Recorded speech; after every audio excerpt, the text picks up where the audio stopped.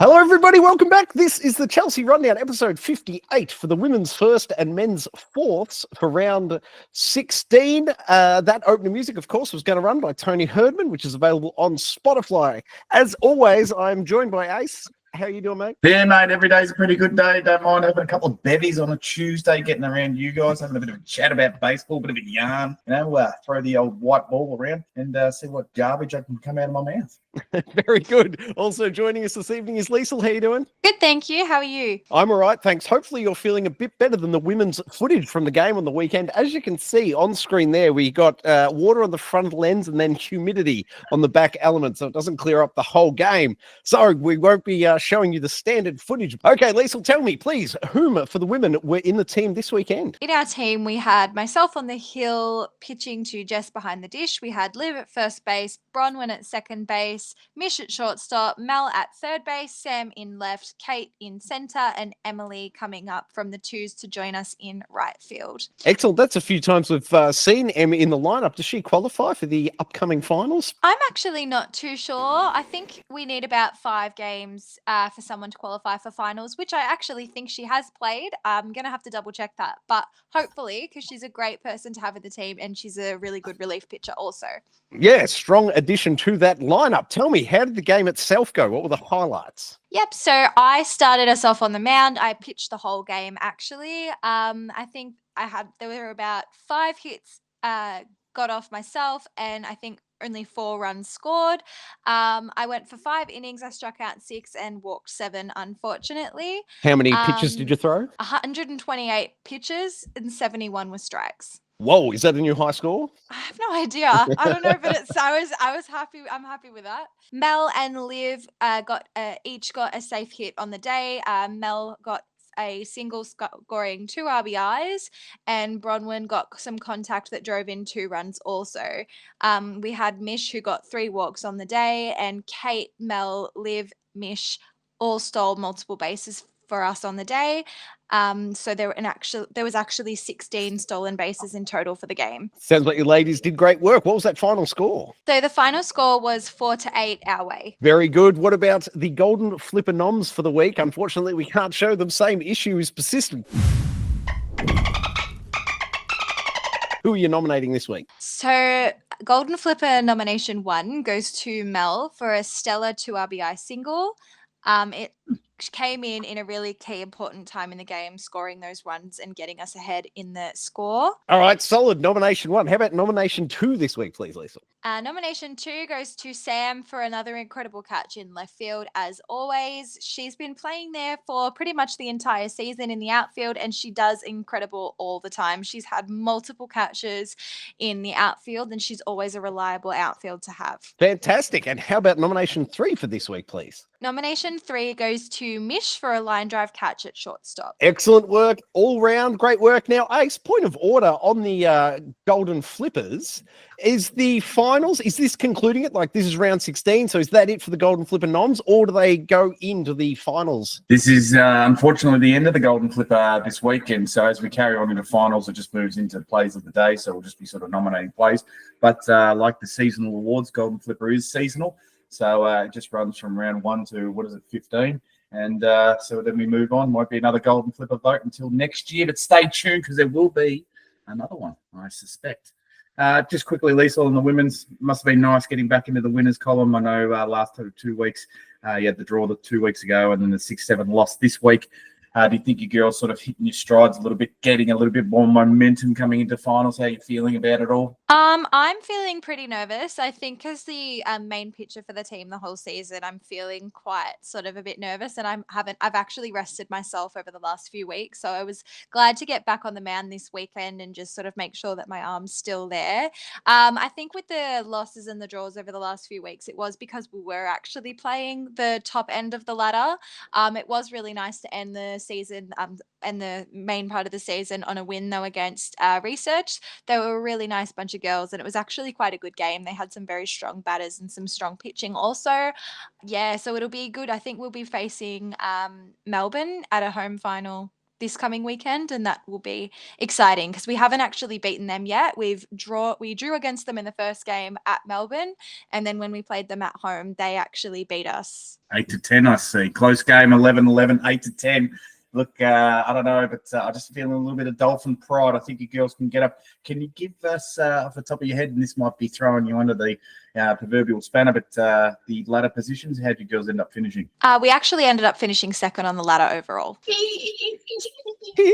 Very well done, Liesl. Great job. Thank you. Great stuff. All right, that brings us on to the men's game. Ace, if you can tell me, please, whom will we be playing against this past Sunday, 16th of February? Old faithful Waverley, and we've had a few cracking games against Waverley, so they've been a pretty standard mainstay, and actually it turns out it's going to be a Waverley double-header, so we played them twice up in Waverley, but this week we play them in round one of the finals, and unfortunately we got the win, so we get to drag them down to the pond, back to our home surface, so look forward to facing them again, because they had a new pitcher this time that we hadn't faced before, and he was throwing a little bit of gas. Might have had a few guys sort of on the back pedal, but very much looking forward to sort of facing them in the finals. Hopefully we can jag a win and play the loser of the 1-2 lineup. Very good. All right, mate. Speaking of the lineup, take me through it. How did we shape up this past weekend? Yeah, pretty standard this week. Big fish behind the dish. Shaney Fisher leading us off in that number one spot. What a great job he's done all season. Your lovely wife, Jess, in that number two. Nico, the Greek freak. What a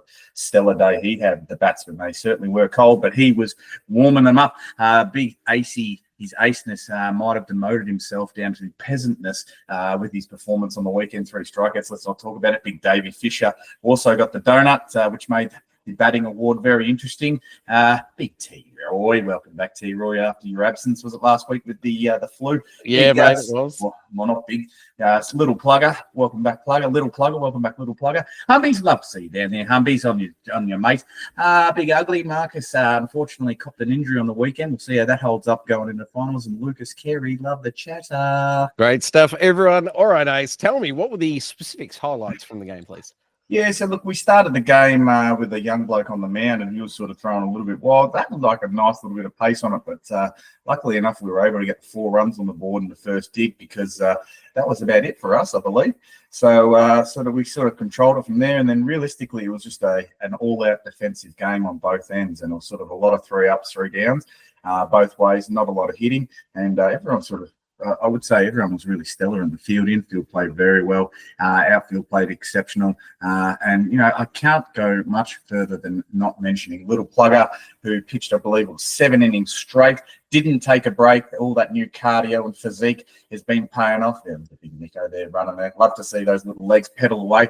What a man. But, yeah, it was sort of just a defensive game both ways. They didn't score a lot of runs, and unfortunately, we weren't able to capitalise when we had runners on the base. So hopefully this week we can sort of ignite those batters. I don't know whether we maybe have to do a bit of voodoo or something to get them going, but we'll definitely. May I suggest just some work at training tomorrow night? Yeah, I think it might be an all-out hitting session. It's been something sort of that's been a bit hit and miss with us this season, and I felt like we have been a very strong hitting side in previous seasons. So this year, it seems interesting. We're winning a lot of these low-scoring games, which is great from our perspective from the defensive end and the fielding and in the pitching. But it would be nice to start raking up those runs again and just get it going. So anyway, let's see what happens in the finals. I like our chances. Excellent work, mate. The only additional thing for me in the training tomorrow night is working on Dave for the call-outs of the fly balls. I need a few lessons. All right, now a little bit of a bonus extra. Here's a rundown play that took place. Ace, talk me through this one. Yeah, so I believe yourself and Davey Fisher sort of got a bit tangled up. I know after the previous couple of weeks in those indisputed fly balls, maybe you've been taking the back seat, so you sort of step back on this one. David Fisher unfortunately wasn't able to track it down, so the guy it was a nice little hit sort of over the infield, sort of in the outfield, before the outfield. Then he took off around first, and it looked like he maybe thought he had a little bit more time, but he wasn't expecting Teabagger out in left field, can I tell you that much? Because Teabagger's got a bit of a cannon on his arm, got that ball back to, I believe it was Nico, who then proceeds to start a rundown. Nico gets the throw over to Humbles at first. Humbles gets back over to your lovely wife, Jess, who then decides to take a different approach to stopping the runner by pegging a ball in his head. Now, I was in pretty well prime position. I don't know if you can see on the footage that I sort of streamed over to second to be the next cutoff on the rundown. But look, it was an interesting tactic by Jess. Did it work? No. Was it fun? Yes. Did this guy have a bit of a soccer effect? I believe so. He definitely must play soccer in the winter season, because this thing definitely hit the front of his helmet, but he went down like the proverbial sack of potatoes. You're saying it didn't work, mate, but he didn't advance to second. Yes, in that case, it did work, but unfortunately, and this was, I think we maybe just played the kind game here. We actually did get the tag on him, but it wasn't called out. I think we just played friendly baseball on this one, and we sort of said, "Oh well, sorry, you can go back to first." So question marks were made, but good on him. He sort of took it in his stride. You know, obviously, your lovely wife, Jess, she was very apologetic, and these things happen. There are accidents that happen in baseball when you're throwing around rocks basically at each other, and especially when you're getting into rundown like this in close territories. Not too sure what he was thinking when he turned first there. That was probably not the smartest move. But then again, he was a lot skinnier than I and moved a lot quicker. So if I had the physique of him, maybe I would have taken him on too. Speaking of skinny, mate, the final score was pretty skinny for both sides. No double digits. What was it? Yeah, so like I said, very interesting. We scored 4 in the first, and they scored 1 in their first, and then they only scored 1 for the rest of the game. So once they brought on, I believe his nickname was Chippy. It doesn't look like he's missed any chippies in his life. He was a big fellow like myself.